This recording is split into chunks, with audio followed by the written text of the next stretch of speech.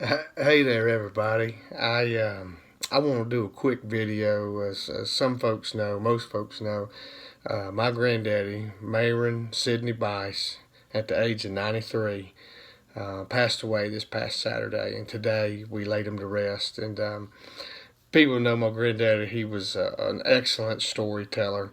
And so, in honor of him, I got a granddaddy story that I want to tell.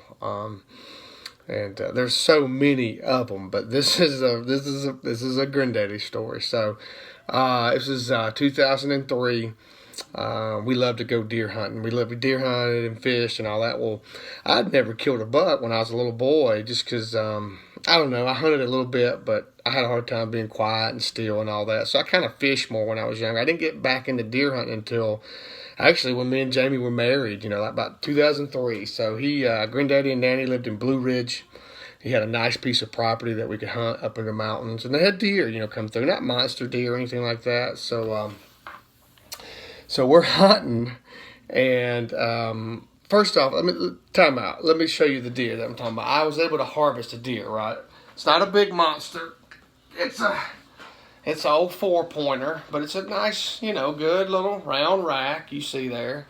Decent horns, but anyway, look, and this is how Granddaddy got it mounted for me. See that? Granddaddy's Mountain Farm. So this deer, right? This deer right here. And let me set it down. Thing's pretty heavy. And here's one of the funny things about the story. Here's a picture of me and my dad, with the deer. And here's a picture of just Granddaddy, right? I wish they didn't have that reflection. But anyway, just Granddaddy with my deer. Because you would think that this is my first buck and it's a big moment. And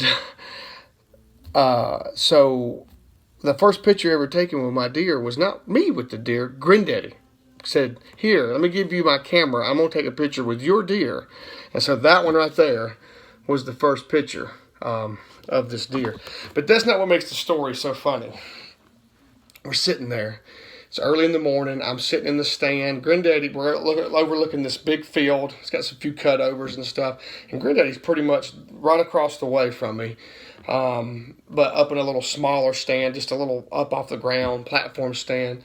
And he knows where I'm at. I know where he's at. We know not to shoot this way. Like I've talked to Granddaddy many times. It's going to be this way or that way, not like this. So anyway, so we're there in the stand. We get there early in the morning. It's nice fall, crisp morning.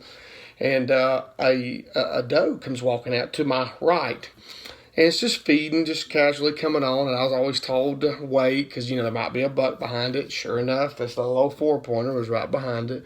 So it's coming, and the doe's coming. Well, the field where it was at, Granddaddy, it was kind of like this, some hills, right? So Granddaddy couldn't see everything I could see because I was on the other side. Plus, I was up higher in a taller stand, a ladder stand. So anyway, so the doe's coming, the buck's coming, the doe's coming, the buck's coming. Well, all of a sudden, I look across from me, and Granddaddy is waving to me like he thinks I don't see the doe. So he's doing that, and I'm thinking, what is he doing? And so I kind of ignore him for a little bit, and then I'm watching it, and they're coming closer. I mean, they're coming in on a rope, And so I look over again, and Granddaddy stood up with his gun, right? Stands up with his gun and shakes it at me like this.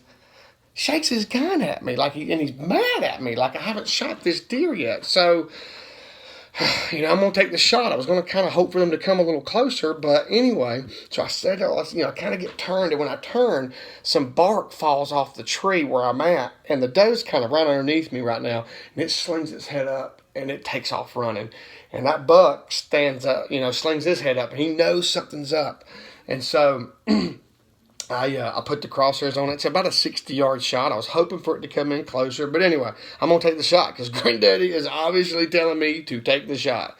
And, pow, I got it on there. It jumps way up high in the air, runs about 5 yards. Boom, kills over.